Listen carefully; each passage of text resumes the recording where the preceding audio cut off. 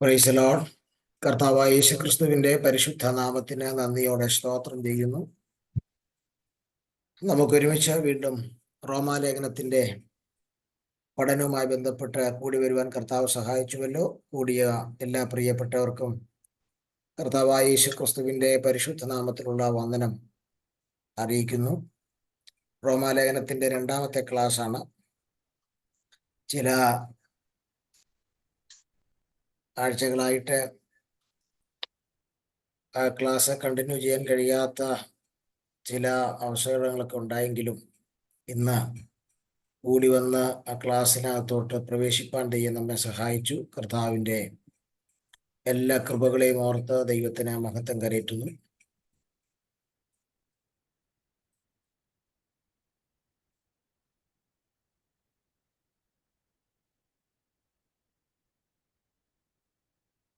റോമാലേഖനത്തിന്റെ class നമ്മൾ കഴിഞ്ഞ ഒന്നാമത്തെ ക്ലാസ്സിൽ നമ്മൾ ആരംഭിച്ചത് റോമൻ സാമ്രാജ്യത്വം എന്ന വിഷയത്തെക്കുറിച്ചാണ്. നമ്മൾ കഴിഞ്ഞ ക്ലാസ്സിൽ ചിന്തിച്ചത് റോമൻ സാമ്രാജ്യത്വം. അതിൽ റോമൻ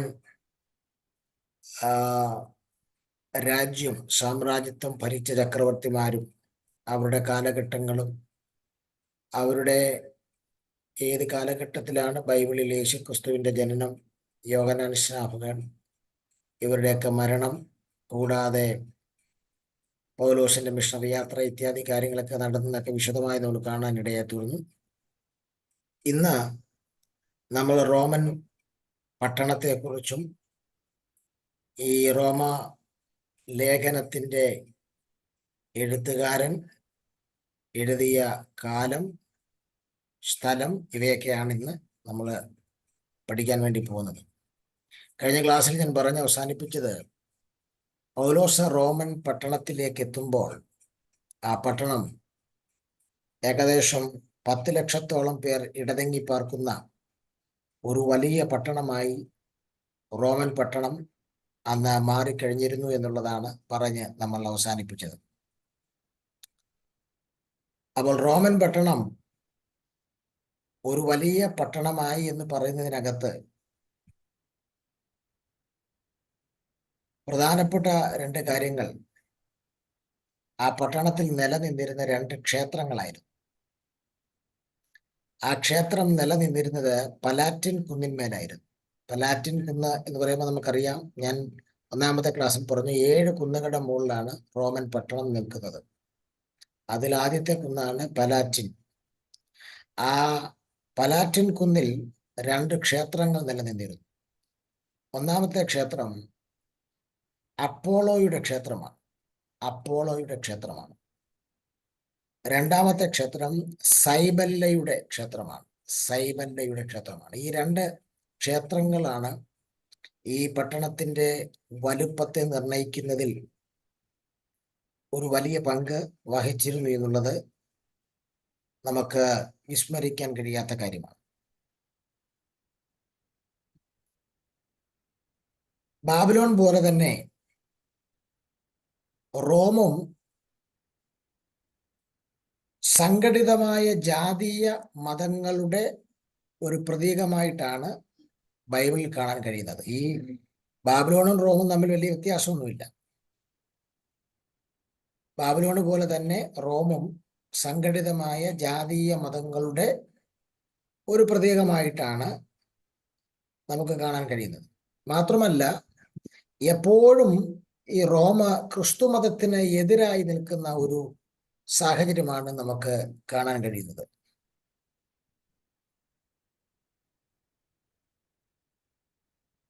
അതിന്റെ കാരണം, ഇതൊരു സംഘടിത ജാതീയ മതങ്ങളുടെ പ്രതീകമായി നിൽക്കുന്നത് കൊണ്ട് റോം എപ്പോഴും ക്രിസ്തു മതത്തിന് എതിരായി നിൽക്കുന്നതായിട്ടാണ് കാണാൻ കഴിയുന്നത്.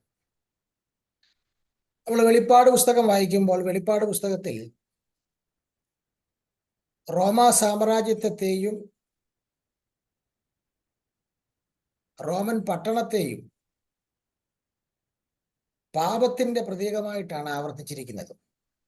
വെളിപ്പാട് പുസ്തകം നമ്മൾ വായിക്കുമ്പോൾ റോമ സാമ്രാജ്യത്വത്തെയും റോമ പട്ടണത്തെയും പാപത്തിന്റെ പ്രതീകമായിട്ടാണ് ബൈബിൾ വെളിപ്പെടുത്തുന്നത്. പ്രത്യേകിച്ച് വെളിപ്പാട് പുസ്തകം 17, 18 അധ്യായങ്ങൾ. വെളിപ്പാട് പുസ്തകം 17, 18 അധ്യായങ്ങൾ. ഈ അധ്യായങ്ങളിലാണ് റോമിന്റെ വീഴ്ച അതിമനോഹരമായിട്ട് യോഹന്നാനാൽ പരിശുദ്ധാത്മാവ് രേഖപ്പെടുത്തിയിട്ടുണ്ട്. അപ്പോൾ വെളിപ്പാട് പുസ്തകം 17, 18 അധ്യായങ്ങൾക്കകത്ത് റോമൻ ഭരണത്തിന്റെ അല്ലെങ്കിൽ റോമാ സാമ്രാജ്യത്തിന്റെ വീഴ്ച വളരെ മനോഹരമായി ചിത്രീകരിക്കും. 7 മലകളിന്മേലിരിക്കുന്ന പാപം എന്ന സ്ത്രീയായിട്ടും 7 മലകളിന്മേലിരിക്കുന്ന പാപം എന്ന സ്ത്രീയായിട്ടും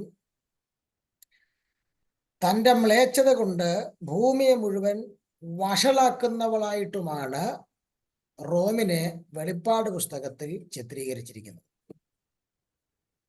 7 മലകളുടെ മുകളിലിരിക്കുന്ന പാപം എന്ന ഒരു സ്ത്രീയായിട്ടും അവളുടെ വഷളത്വം കൊണ്ട് ഭൂമിയെ മുഴുവൻ, അവളുടെ മ്ലേച്ഛത കൊണ്ട് ഭൂമിയെ മുഴുവൻ വഷളാക്കുന്ന ഒരു സ്ത്രീയായിട്ടുമാണ് റോമിനെ വെളിപ്പാട് പുസ്തകത്തിൽ വിവരിച്ചിരിക്കുന്നതായിട്ട് നമുക്ക് കാണാൻ കഴിയുന്നത്.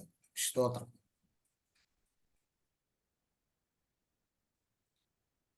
യെഹെസ്കേൽ പ്രവചനത്തിൽ സൂര്യനെ കുറിച്ചുള്ള ഒരു വിലാപമുണ്ട്. യെഹെസ്കേൽ പ്രവചനത്തിൽ സൂര്യനെ കുറിച്ചുള്ള ഒരു വിലാപമുണ്ട്. അപ്പോൾ യെഹെസ്കേൽ പ്രവചനത്തിലെ സൂര്യനെ കുറിച്ചുള്ള വിലാപം പോലെ തന്നെയാണ് വെളിപ്പാട് പുസ്തകം 18-ാം അധ്യായത്തിൽ റോമിനെ കുറിച്ചുള്ള വിലാപവും നമുക്ക് കാണാൻ കഴിയുന്നത്. ഈ റോമിന്റെ കച്ചവട ചരക്ക് എന്ന് പറയുന്നത് 28 ഇനങ്ങളായിട്ടാണ് പറയുന്നത്. റോമിന്റെ കച്ചവട ചരക്ക് എന്ന് പറയുന്നത് 28 ഇനങ്ങളാണ്.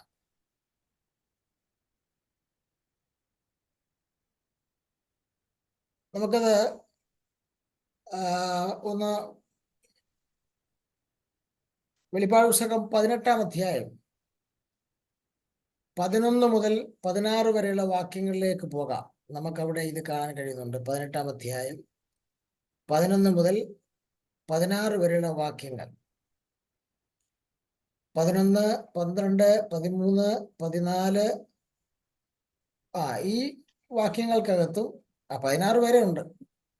18-ന്റെ 11 മുതൽ 16 വരെയുള്ള വാക്യങ്ങളിൽ അക്കമിട്ട് റോം എന്ന് പറയുന്ന 7 കുന്നിന്മേലിരിക്കുന്ന പാപം എന്ന സ്ത്രീയായും അവളുടെ മ്ലേച്ഛത കൊണ്ട് ഭൂമി മൊത്തം വഷളാക്കുന്ന ഈ റോം എന്ന് പറയുന്ന ഈ സ്ത്രീയുടെ 28 കൂട്ടം കച്ചവട ചരക്കുകളെ കുറിച്ച് പറയുന്നുണ്ട്. എന്നാൽ ഈ സ്ത്രീക്ക് ശിക്ഷ വന്നത്, ദൈവത്തിൽ നിന്ന് ശിക്ഷ വന്നത് ഒറ്റ മണിക്കൂറിനകത്താണ്. അതാണ് ദൈവത്തിന്റെ ശിക്ഷയുടെ വേഗത. അത് അവിടെ വ്യക്തമായിട്ടവിടെ പറയുന്നുണ്ട്. നമുക്ക് നോക്കാം. 19-ാം വാക്യം പറയുന്നത്, മഹാനഗരം 1 മണിക്കൂർ കൊണ്ട് നശിച്ചു പോയല്ലോ എന്നാണ്. 1 മണിക്കൂർ കൊണ്ട് നശിച്ചു പോയല്ലോ എന്നാണ് പറയുന്നത്. അപ്പൊ 1 മണിക്കൂർ കൊണ്ട് നശിച്ചു പോയല്ലോ എന്ന് പറഞ്ഞാൽ അർത്ഥം ഒറ്റ മണിക്കൂർ കൊണ്ട് ഈ റോമെന്ന് പറയുന്ന വഷളത്വം, മ്ലേച്ഛതയുള്ള 7 കുന്നിന്മേലിരിക്കുന്ന സ്ത്രീയുടെ ശിക്ഷ ദൈവം നടപ്പിലാക്കി. നമ്മുടെ ദൈവത്തിന്റെ വേഗതയിലുള്ള ദൈവത്തിന്റെ ശിക്ഷാ നടപടികളെ കുറിച്ചാണ് അവിടെ രേഖപ്പെടുത്തിയിരിക്കുന്നത്. സ്തോത്രം. കൂടാതെ അവളുടെ സമ്പത്ത് മുഴുവൻ നശിച്ചുപോയി. അതും അവിടെ തന്നെ പറയുന്നുണ്ട്. 19-ാം വാക്യത്തിൽ തന്നെ പറയുന്നുണ്ട്, അവളുടെ സമ്പത്ത് മുഴുവൻ നശിച്ചുപോയി. അത് 16-ാം വാക്യത്തിന്റെ അവസാനം പറയുന്നുണ്ട്, ഇത്ര വലിയ സമ്പത്ത് 1 മണിക്കൂർ കൊണ്ട് നശിച്ചു പോയല്ലോ എന്ന്. അപ്പൊ നമ്മുടെ ദൈവം ആരാന്ന് നോക്കി. 1 മണിക്കൂർ കൊണ്ട് മുഴുവൻ സമ്പത്തും നശിച്ചുപോയി.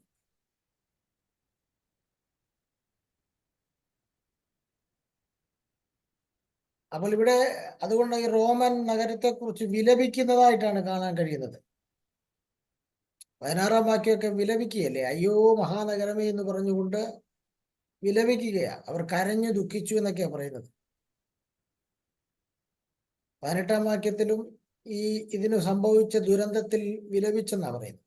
അപ്പോൾ മനസ്സിലാക്കേണ്ട കാര്യം, ഇത് റോമിന് ദൈവം വെച്ചിരിക്കുന്ന ശിക്ഷയുടെ ഭാവികാല വെളിപ്പാടാണ്. സ്തോത്രം.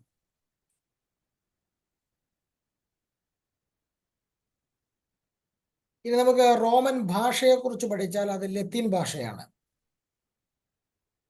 റോമൻ ഭാഷ എന്ന് പറയുന്നത്, റോമൻ ഉപയോഗിക്കുന്ന ഭാഷ എന്ന് പറയുന്നത് ലത്തീൻ ഭാഷയാണ്. യേശുക്രിസ്തുവിന്റെ ക്രൂശിലെ മേലെഴുത്തിന്റെ മുകളിൽ വെച്ചിരുന്ന 3 ഭാഷകൾ എബ്രായ, ഗ്രീക്ക്, ലത്തീൻ, അല്ലെങ്കിൽ എബ്രായ, റോമ, യവനായ. യവനായ എന്ന് പറഞ്ഞാൽ ഗ്രീക്ക്, റോമ എന്ന് പറഞ്ഞാൽ ലത്തീൻ, എബ്രായ എന്ന് പറഞ്ഞാൽ ഹീബ്രു.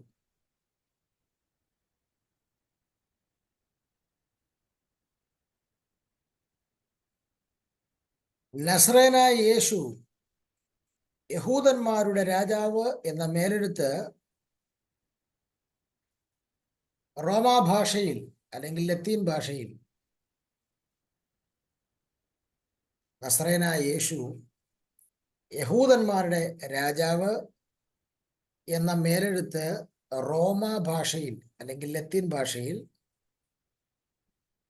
ഈസോസ് നസറേനിയസ് റെക്സ് യൂറഡം എന്നാണ് പറയുന്നത്.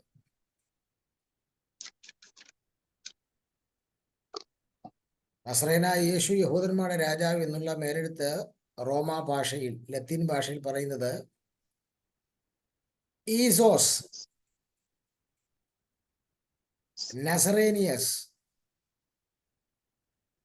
റെക്സ് യൂറഡം, ഇങ്ങനെയാണ് പറയുന്നത്.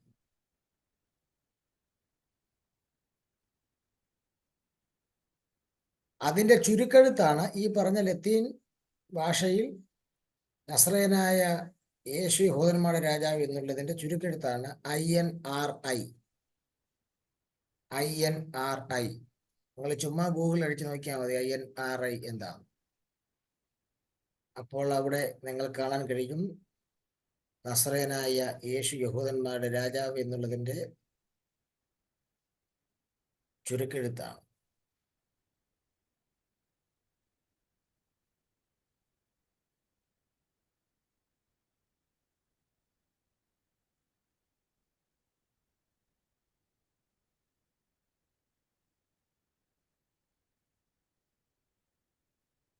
പാലസ്തീനിലെ റോമാക്കാരും ലത്തീൻ ഭാഷയായിരുന്നു ഉപയോഗിച്ചിരുന്നത്.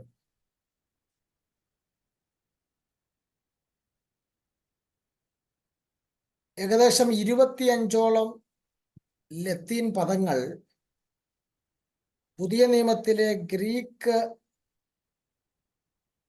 ഭാഷയിൽ ചേക്കേറിയിട്ടുണ്ട്. ഒന്നുകൂടെ പറഞ്ഞാൽ ഏകദേശം 25ഓളം ലത്തീൻ പദങ്ങൾ ഗ്രീക്ക് രൂപത്തിൽ പുതിയ നിയമത്തിൽ കടന്നുകൂടിയിട്ടുണ്ട്.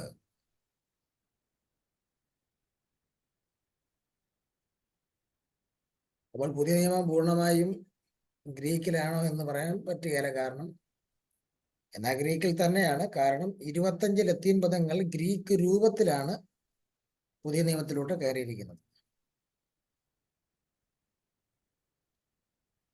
ഇനി നമുക്ക് ഈ പുസ്തകത്തെക്കുറിച്ച് ഒന്ന് അവലോകനം ചെയ്താൽ, പുതിയ നിയമത്തിലെ 6ാമത്തെ പുസ്തകവും ലേഖനങ്ങളിലെ 1ാമത്തെ പുസ്തകവും റോമാലേഖനമാണ്. പുതിയ നിയമത്തിലെ 6ാമത്തെ പുസ്തകവും ലേഖനങ്ങളിലെ 1ാമത്തെ പുസ്തകവുമാണ് റോമാലേഖനം.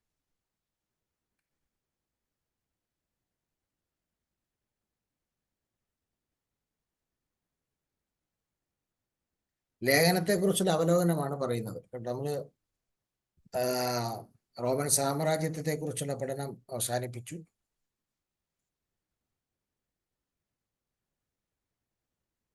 റോമൻ പട്ടണത്തെക്കുറിച്ചും ഭാഷയെക്കുറിച്ചും ഒക്കെ പറഞ്ഞു. ഇപ്പോൾ നമ്മൾ പറഞ്ഞുകൊണ്ടിരിക്കുന്നത് റോമാ ലേഖനത്തെക്കുറിച്ചുള്ള അവലോകനമാണ്. പുതിയ നിയമത്തിലെ 6-ാമത്തെ പുസ്തകം, ലേഖനത്തിലെ 1-ാമത്തെ ലേഖനം, ലേഖനങ്ങളിലെ 1-ാമത്തെ ലേഖനം. പൗലോസിന്റെ ലേഖനങ്ങളിൽ ശ്രേഷ്ഠമായി കരുതപ്പെടുന്ന ലേഖനമാണ് റോമാലേഖനം. ഗലാത്യ ലേഖനം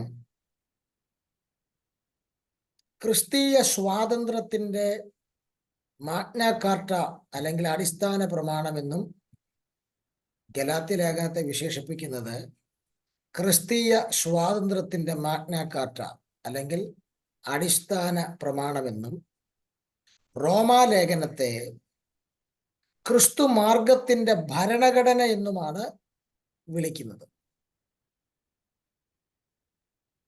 ഗലാത്യ ലേഖനം ക്രിസ്തീയ സ്വാതന്ത്ര്യത്തിന്റെ മാഗ്ന കാർട്ട അല്ലെങ്കിൽ അടിസ്ഥാന പ്രമാണം എന്നും റോമാലേഖനത്തെ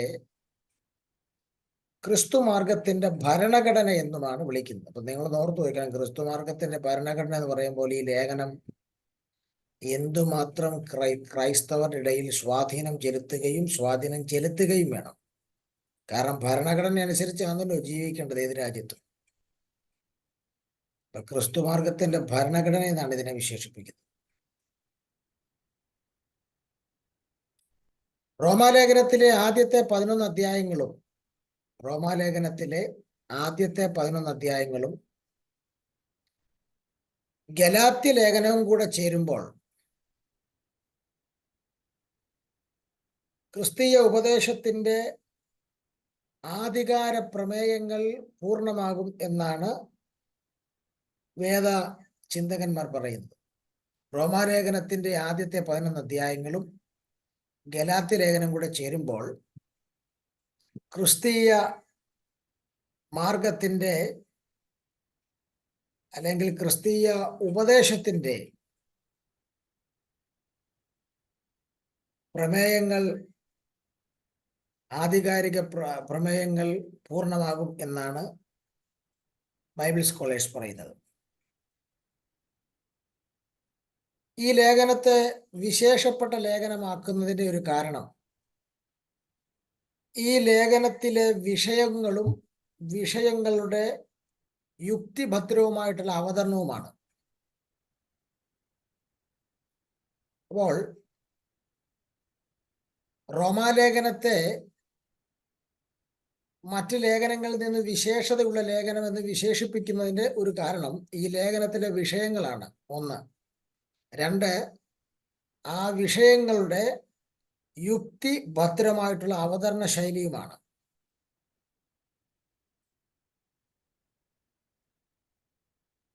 ഉപദേശ വിഷയങ്ങളെ സംബന്ധിച്ചിടത്തോളം ഈ ലേഖനം ലളിതവും സ്പഷ്ടവുമാണെങ്കിലും ഇത് ഗഹനവുമായ ലേഖനവും കൂടെയാണ്.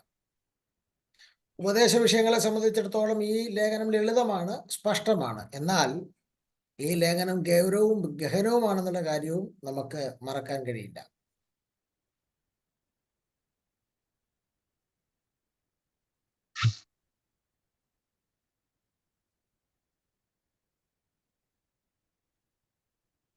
ദൈവശാസ്ത്രത്തിന്റെ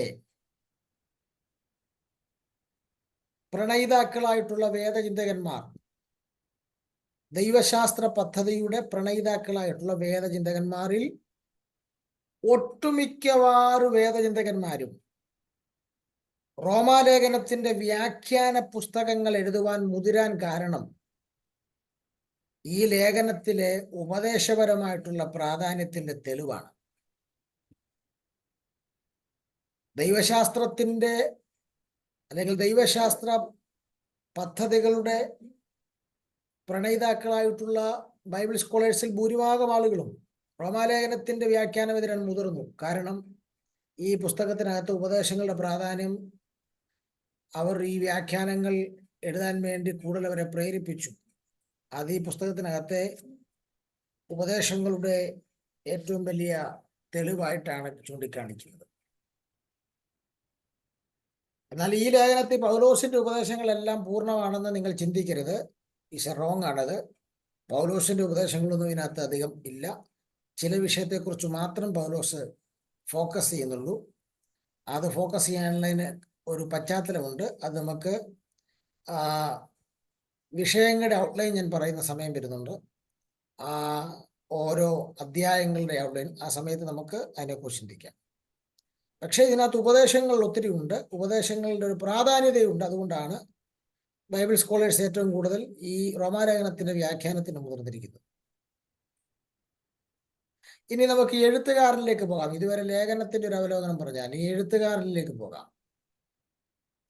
എഴുത്തുകാരൻ ധന്യനായ പൗലോസ്ലീഹായാണെന്നുള്ളതിന് ആഭ്യന്തരവും ഭാഗ്യവുമായിട്ടുള്ള നിരവധി തെളിവുകളുണ്ട്.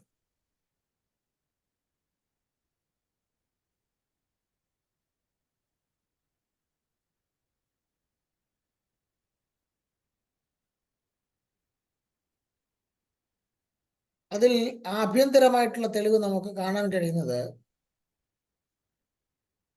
റോമാലേഖനം 1-ാം അധ്യായത്തിന്റെ 2-ാം വാക്യത്തിൽ തന്നെയാണ്. അവിടെ വളരെ വ്യക്തമായി എഴുത്തുകാരൻ പറയുന്നുണ്ട്, യേശുക്രിസ്തുവിന്റെ ദാസനായ പൗലോസ് റോമയിൽ ദൈവത്തിനും പ്രിയരും വിളിക്കപ്പെട്ട വിശുദ്ധന്മാരുമായ എല്ലാവർക്കും എഴുതുന്നത്. ഇവിടെ പൗലോസാണ് എഴുതിയെന്നുള്ളതിന് ഈ 2-ാം വാക്യത്തിൽ തന്നെ എഴുത്തുകാരൻ തന്നെ തന്റെ പേര് സമർത്ഥിക്കുന്നു. അതാണ് ആഭ്യന്തരമായിട്ടുള്ള തെളിവ്. കൂടാതെ താൻ ജാതികളുടെ അപ്പോസ്തോലനാണെന്ന് 11:13 താൻ വീണ്ടും പറയുന്നുണ്ട്. 11:13 താൻ ജാതികളുടെ അപ്പോസ്തോലനാണെന്ന് പൗലോസ് പറയുന്നു.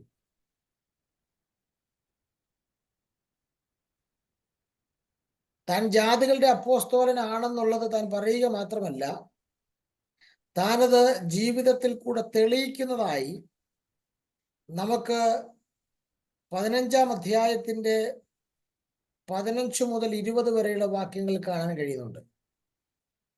11:13 താൻ ജാതികളുടെ അപ്പോസ്തലനാണെന്ന് പറയുന്നു. എന്നാൽ ജാതികളുടെ അപ്പോസ്തലനാണെന്നുള്ളത് താൻ ജീവിതത്തിലൂടെ തെളിയിക്കുന്നതാണ് 15-ാം അധ്യായം 15 മുതൽ 20 വരെ. അതിന്റെ 15-ാം അധ്യായത്തിന്റെ 15-ാം വാക്യം വായിക്കുമ്പോഴേ അതിനോട് വ്യക്തമാകും പൗലോസ് ജാതികളുടെ അപ്പോസ്തലനായിട്ട് താൻ അത് തെളിയിക്കുന്നു എന്നുള്ളത്.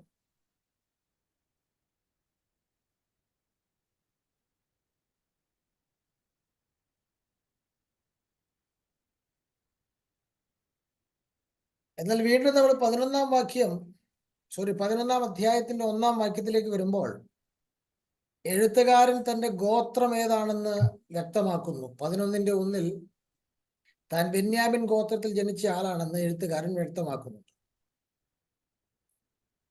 ഇത് തന്നെ ഫിലിപ്പിയ ലേഖനം 3-ാം അധ്യായത്തിന്റെ 5-ാം വാക്യത്തിലും പൗലോസ് തന്റെ ഗോത്രത്തെ ഊന്നി പറയുന്നുണ്ട്.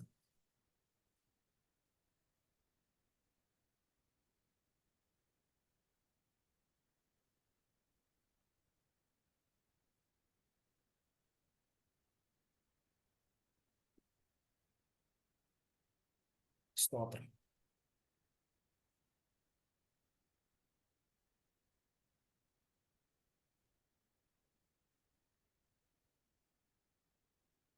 കൂടാതെ പൗലോസ് റോമിലേക്ക് പോകാനുള്ള തന്റെ ആഗ്രഹത്തെക്കുറിച്ച് പല പ്രാവശ്യം ഈ ലേഖനത്തിനകത്ത് പറയുന്നുണ്ട്.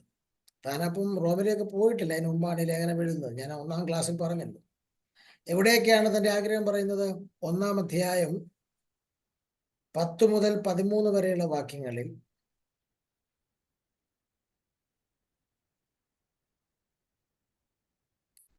ഒന്നാം അധ്യായം 15-ാം വാക്യത്തിൽ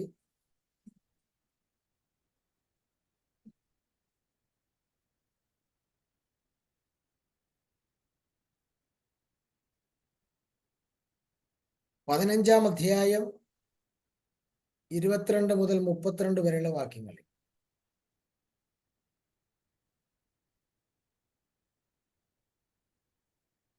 ഇവിടെയൊക്കെ റോമിലേക്ക് പോകാനുള്ള തന്റെ ആഗ്രഹത്തെക്കുറിച്ച് പൗലോസ് സൂചിപ്പിക്കുന്നു.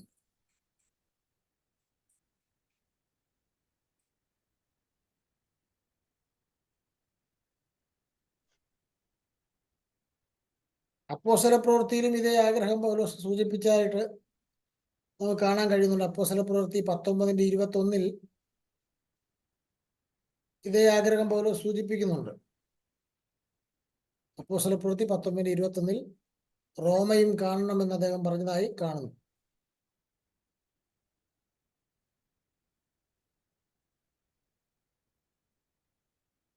ഇനി ഇതൊക്കെ ആഭ്യന്തര തെളിവുകളാണ് പറഞ്ഞത്.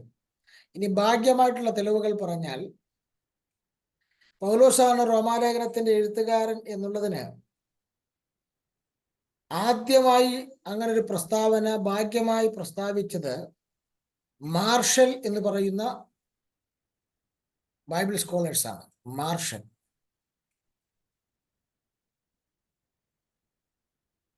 അദ്ദേഹമാണ് ആദ്യമായി പൗലോസാണ് റോമാലേഖനത്തിന്റെ എഴുത്തുകാരനെന്ന് ഭാഗ്യമായി പ്രസ്താവിച്ചത്. കൂടാതെ മൊറിറ്ററോണിയൻ ലിഖിതങ്ങളിലും മൊറിറ്റോറിയൻ ലിഖിതങ്ങളിലും പഴയ സുറിയാനി ലത്തീൻ വിവർത്തനങ്ങളിലും മൊറിറ്റോറിയൻ ലിഖിതങ്ങളിലും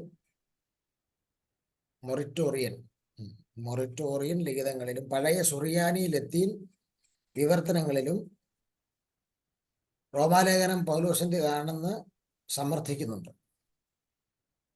അപ്പോൾ മൊറിറ്റോറിയൻ ലിഖിതവും പഴയ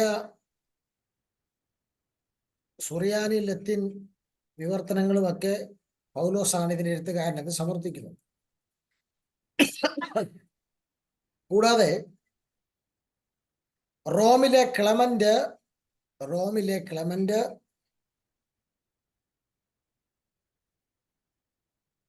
ജസ്റ്റിൻ മാർട്ടയ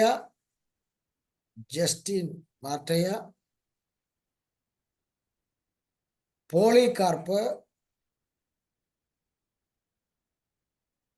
ഐറീനിയസ് റോമിലെ ക്ലെമന്റ് ജസ്റ്റിൻ മാർട്ടയ പോളികാർപ്പ് ഐറീനിയസ് തുടങ്ങിയ വേദപിതാക്കന്മാരും ഈ റോമാലേഖനത്തിന്റെ നിരവധി ഉദ്ധരണികൾ ഉദ്ധരിച്ചുകൊണ്ട് പൗലോസാണിത് എഴുതിയതെന്ന് സമർത്ഥിക്കുന്നു.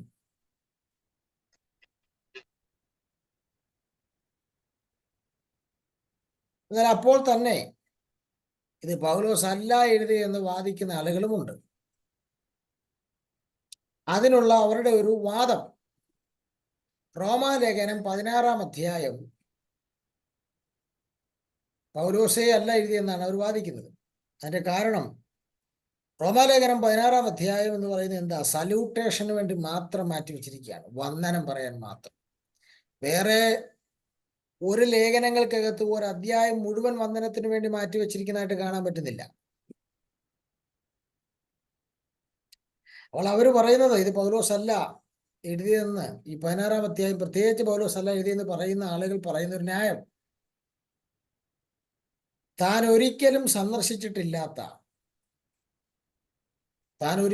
സന്ദർശിച്ചിട്ടില്ലാത്ത സഭയിലെ വിശ്വാസികളെ പേര് പറഞ്ഞ് വന്ദനം ചൊല്ലുക എന്ന് പറഞ്ഞാൽ അത് അസ്വാഭാവികമായി തോന്നും. താൻ ഒരിക്കലും സന്ദർശിച്ചിട്ടില്ലാത്ത വിശ്വാസികളെ പേര് പറഞ്ഞ് വന്ദനം ചൊല്ലുക എന്നുള്ളത് അസ്വാഭാവികമായി തോന്നും എന്നാണ് പറയുന്നത്. ഇപ്പൊ ഞാന് ഒരു ലേഖനം എഴുതി ഒരു സഭയിലേക്ക് അയക്കുക, പക്ഷെ ഞാൻ ആ സഭയിൽ പോയിട്ടില്ല. പക്ഷേ ആ സഭയിലെ ചിലരുടെ പേര് ഞാൻ പറഞ്ഞു വന്ദനം പറയുമ്പോൾ അത് വായിക്കുന്നവർക്ക് അസ്വാഭാവികമായി തോന്നും, ഇത് ഇന്നയാൾ തന്നെയാണോ എഴുതിയെന്ന് തോന്നും. കാരണം അങ്ങനെ വരാൻ സാധ്യതയില്ല. അതുകൊണ്ട് എന്നാൽ ആ 16-ാം അധ്യായത്തിൽ പറഞ്ഞിരിക്കുന്ന ലിസ്റ്റിൽപ്പെട്ട ആളുകളിൽ അക്കിലാസും പ്രിസ്കില്ലയും എക്പെനത്തോസ് എന്ന് പറയുന്ന സഹോദരനുമൊക്കെ റോമിനേക്കാൾ കൂടുതൽ ആസിയയുമായി ബന്ധപ്പെട്ട ആളുകളാണ്.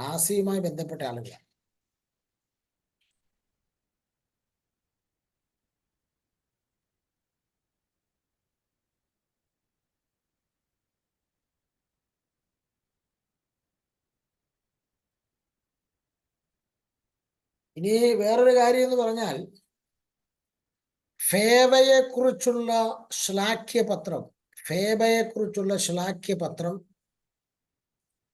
വ്യാജ ഉപദേഷ്ടാക്കന്മാരെ കുറിച്ചുള്ള പൊടുന്നനവയുള്ള പരാമർശം,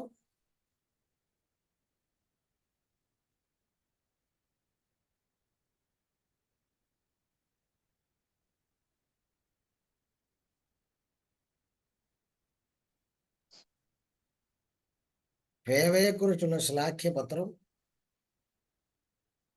വ്യാജ ഉപദേഷ്ടാക്കന്മാർക്ക് നേരെയുള്ള പൊടുന്നനവയുള്ള ആ ഒരു പരാമർശം, കൂടാതെ 15-ാം അധ്യായം 33-ാം വാക്യം, അതായത് ആ 15-ാം അധ്യായം അവസാനിക്കുമ്പോൾ, സമാധാനത്തിന്റെ ദൈവം നിങ്ങളോടുകൂടെ, നിങ്ങൾ എല്ലാവരോടും കൂടെ ഇരിക്കുമാറാകട്ടെ, ആമേൻ എന്ന് പറഞ്ഞ് കുത്തിട്ട് നിർത്തുന്നു.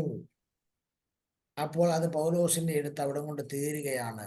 16 മറ്റാരും എഴുതിയാണെന്നാണ് ഔചിത്യമായി ഈ പൗലോസ് അല്ല എഴുതി എന്ന് പറയുന്നതിന്റെ ആളുകളുടെ വാദം. ലേഖനം അവസാനിപ്പിക്കുന്ന ഇങ്ങനെയല്ലേ സാധാരണ പൗലോസ്? 33 അവസാനം പോലെ ഈ എഴുത്ത് താൻ എഴുതി അവസാനിപ്പിച്ചു എന്നാണ്. അപ്പൊ 16-ാം അധ്യായം പൗലോസിന്റെ അല്ല എന്ന് പറയുന്നതിന്റെ കാരണം, ഒന്ന് ഫേവയെക്കുറിച്ചുള്ള ശ്ലാഘ്യപത്രം, 2 പൊടുന്നനവയുള്ള ദുരുപദേഷ്ടാക്കന്മാർക്കെതിരെയുള്ള ഒരു പരാമർശം, കൂടാതെ 15-ന്റെ 33-ലെ എൻഡിങ് നോട്ട്, ഇതൊക്കെയാണ് 16 പൗലോസ് അല്ല എഴുതി എന്നുള്ള ഒരു വാദം ഉണ്ടാകുന്നത്.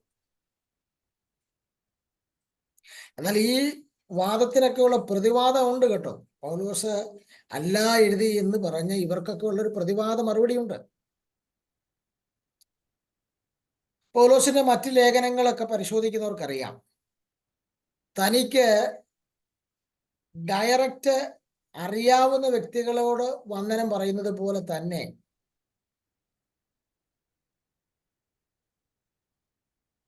തനിക്ക് അറിയാൻ മേലാത്ത, താൻ സന്ദർശിച്ചിട്ടില്ലാത്ത സഭകളിലെ വ്യക്തികളെ കുറിച്ച് തനിക്കുണ്ടായ കേട്ടറിവ് നിമിത്തം അവരെക്കുറിച്ച് പൗലോസ് വന്ദനം പറയുന്നതായി മറ്റ് ലേഖനങ്ങളിൽ രേഖപ്പെടുത്തിയിട്ടുണ്ട്.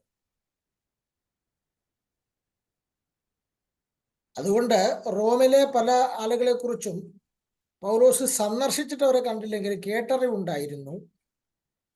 അതുകൊണ്ട് പൗലോസ് റോമ സഭയ്ക്ക് ലേഖനം എഴുതിയപ്പോൾ അവരെ പരിചിതരായ ഒരാളുകളെ പോലെ കരുതിയാണ് പൗലോസ് അവർക്ക് വന്ദനം പറയുന്നത്.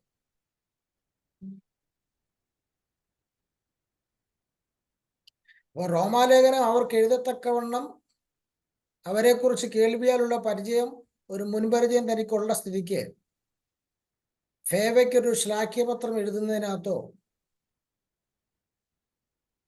അതൊന്നൊരു പ്രശ്നകരമായ വിഷയമായിട്ടൊന്നും തോന്നുന്നില്ല.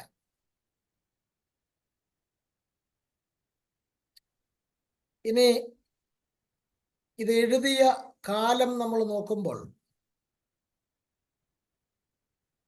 പൗലോസിന്റെ 3-ാം മിഷണറി യാത്രയുടെ ഒടുവിൽ, പൗലോസിന്റെ 3-ാം മിഷണറി യാത്രയുടെ ഒടുവിൽ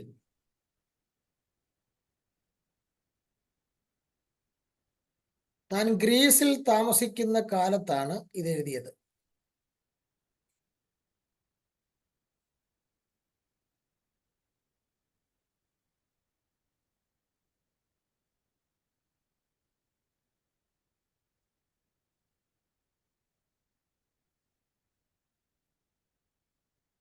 കുറച്ചുകൂടെ ഒരു ക്ലാരിറ്റി അതിന് വരണമെങ്കിൽ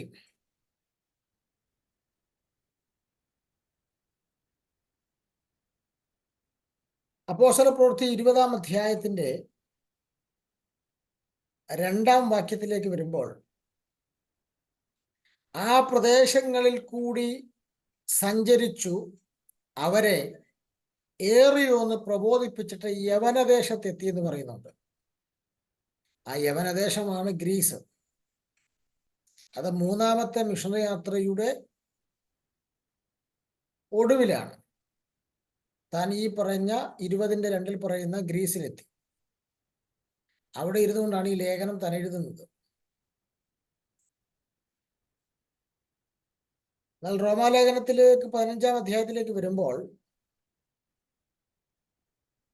15-ാം അധ്യായത്തിന്റെ 24 മുതൽ 28 വരെയുള്ള വാക്യങ്ങൾ നമ്മൾ ശ്രദ്ധിച്ചാൽ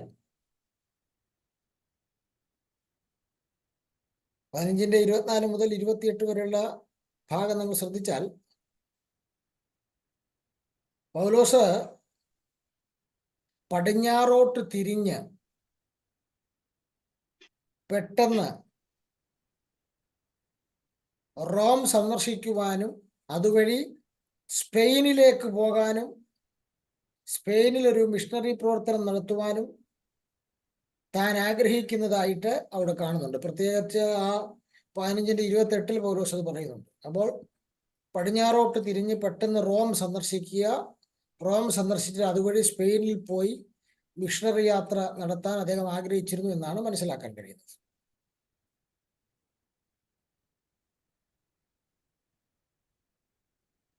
അപ്പോൾ തൻ്റെ പൗരസ്ത്യ യാത്രകൾ ഏകദേശം സമീപിച്ചിരിക്കുന്നത് കൊണ്ട്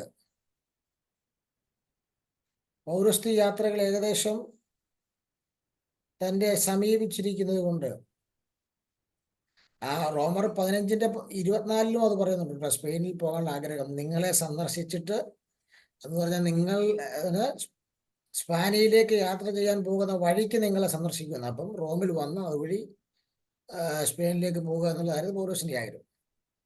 അപ്പൊ ഇവിടെ തൻ്റെ പൗരസ്ത്യ യാത്രകൾ ഏകദേശമൊക്കെ തീരാറായി എന്ന് മനസ്സിലാക്കി പൗലോസ് യെരുശലേമിലേക്ക് യാത്ര ചെയ്യാനുള്ള ഒരു ഒരുക്കത്തിലായിരുന്നു. അതായത് 25-ാം വാക്യത്തിലുണ്ട്, 15-ന്റെ 25-ലുണ്ട്, യെരുശലേമിലേക്ക് യാത്ര ചെയ്യാനുള്ള ഒരുക്കത്തിലായിരുന്നു.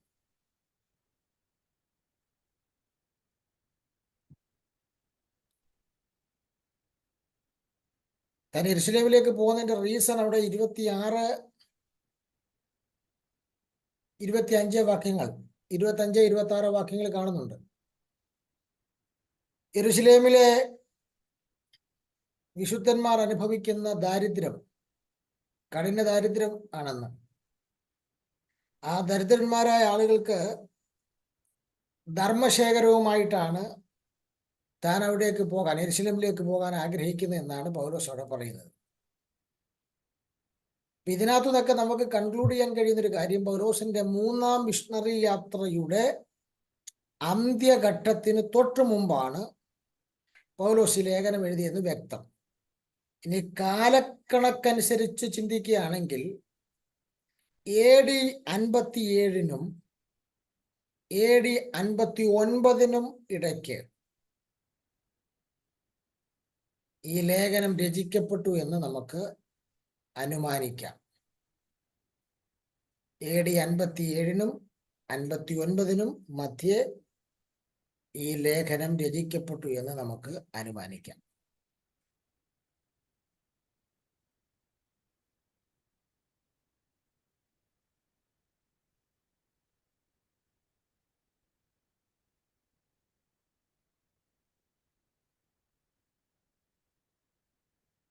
പൗലോസിന്റെ കാലത്ത് റോം വളരെ പ്രസിദ്ധമായിരുന്നു.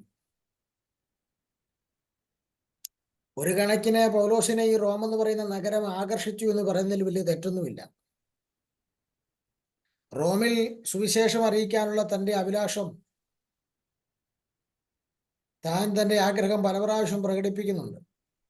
അത് ഈ നഗരം തന്നെ ആകർഷിച്ചു എന്നുള്ളതിന്റെ ഒരു തെളിവാണ്.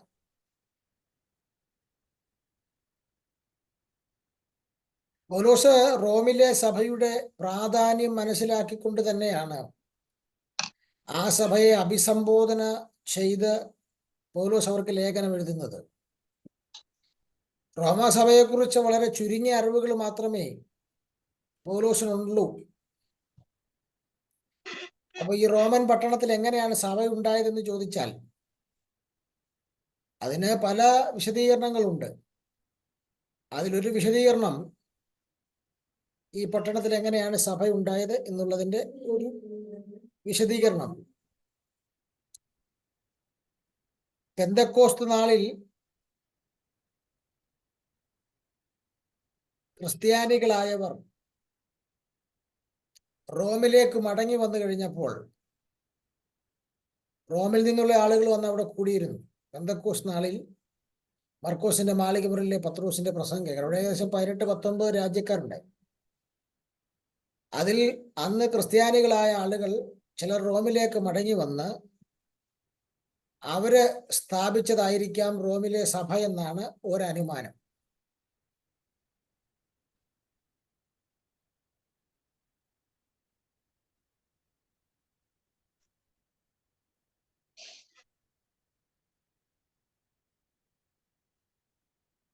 രണ്ടാമത് ഒരു കൂട്ടം ആളുകൾ പറയുന്നു പത്രോസ് അപ്പോസ്തലനാണ് റോമിൽ സഭ സ്ഥാപിച്ചത് എന്നുള്ളതാണ്. അത് തീർത്തും തെറ്റായ പരാമർശമാണ്. നമ്മളൊരു സ്റ്റഡി ആകുമ്പോൾ എല്ലാ അഭിപ്രായവും പറയണത്.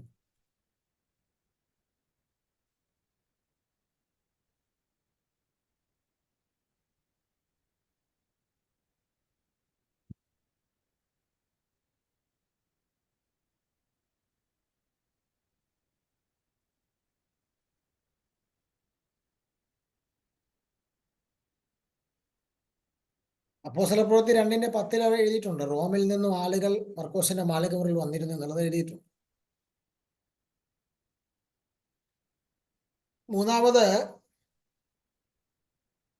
റോമിൽ കുടിയേറി പാർത്ത ക്രിസ്ത്യാനികൾ അവിടെ സഭ സ്ഥാപിച്ചു എന്നുള്ള ഒരു പരാമർശമാണ്.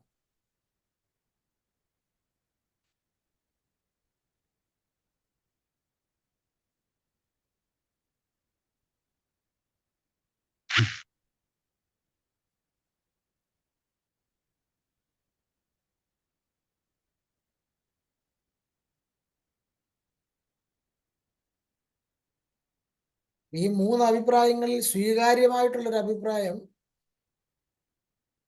മൂന്നാമത്തെ അഭിപ്രായമാണ്. റോമിൽ കുടിയേറി പാർത്ത ക്രിസ്ത്യാനികൾ സഭ സ്ഥാപിച്ചു എന്നുള്ളതാണ്. കാരണം പണ്ട് ഒരു പഴഞ്ചൊല്ലുണ്ടായിരുന്നു. ചരിത്രം പഠിക്കുന്നവർക്ക് ആ പഴഞ്ചൊല്ല് വളരെ പരിചിതമാണ്. എല്ലാ വഴികളും റോമിലേക്ക് എന്നുള്ളൊരു പഴഞ്ചൊല്ലുണ്ടായിരുന്നു. എല്ലാ റോഡുകളും റോമിലേക്ക്.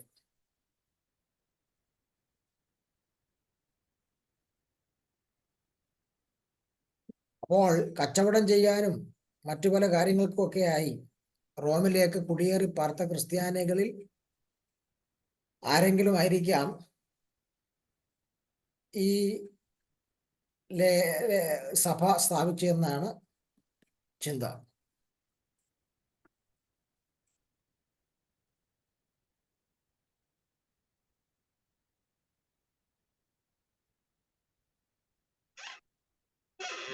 എന്നാൽ ഈ സഭ വളരെ വേഗമാണ് വളർന്നത്.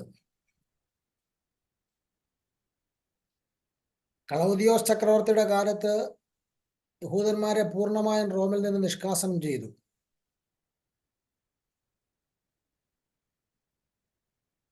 ഈ ഒരു സംഭവത്തിന് ക്രൈസ്തവ സഭയുമായിട്ട് ബന്ധമുണ്ടെന്നാണ് ഷൂട്ടോണിയസിന്റെ റിപ്പോർട്ടിൽ വ്യക്തമായി പറയുന്നത്. കൂടാതെ നീറോ ചക്രവർത്തിയുടെ കാലത്തെ പീഡനങ്ങളൊക്കെ റോമാസഭയുടെ വളർച്ച എത്ര വലുതായിരുന്നു എന്നുള്ളത് വ്യക്തമാണ്. കാരണം ഒരു ചക്രവർത്തി ക്രിസ്ത്യാനികളെ ആക്രമിക്കണമെങ്കിൽ അത്രയ്ക്ക് അവർ വളർന്നിരുന്നു എന്നുള്ളതാണ് അതിനകത്തുനിന്ന് വ്യക്തമാക്കുക. അപ്പോൾ സഭയുടെ വളർച്ച അതിവേഗത്തിലായിരുന്നു റോമിൽ സംഭവിച്ചിരുന്നത്. ഇത് പത്രോസ് അല്ല എഴുതിയതെന്നുള്ളതിൻ്റെ ഒരു കാരണം, പൗലോസിന്റെ ഈ ലേഖനങ്ങളിൽ ഈ ലേഖനം എഴുതിയെന്നല്ല, പത്രോസ് അല്ല അവിടെ സഭ സ്ഥാപിച്ചെന്ന് പറയാൻ കാരണം, പൗലോസിന്റെ ഈ ലേഖനത്തിൽ ഒരിടത്ത് പോലും പത്രോസിന്റെ ഒരു പേരോ പരാമർശമോ ഒന്നും പൗലോസ് നടത്തിയിട്ടില്ല. പിന്നെ ഒരു കാര്യം എന്ന് പറഞ്ഞാൽ കോമൺ ഫാക്ട് ഉള്ളത്, പത്രോസും പൗലോസും രണ്ടുപേരും രക്തസാക്ഷികളായത് റോമിലാണ്.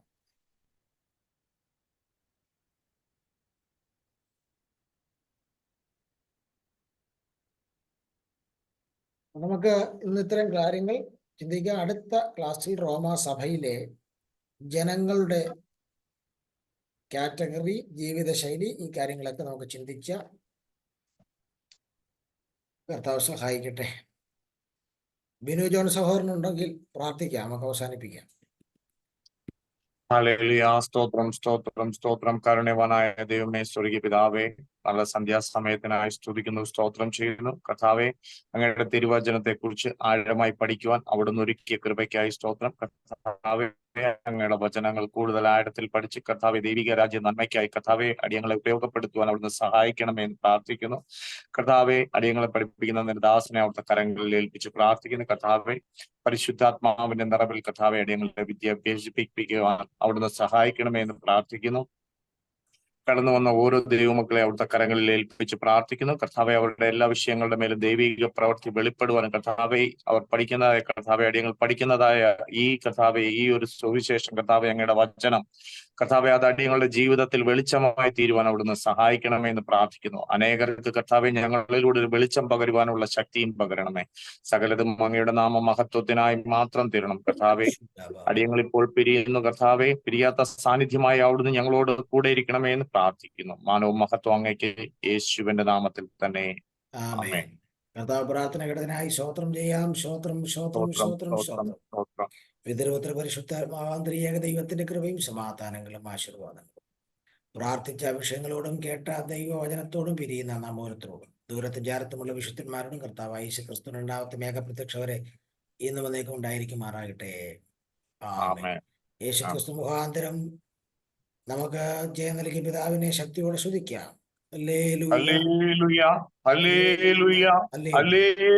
ആമേൻ. കർത്താവായ യേശുവേ, വേഗം വരണമേ.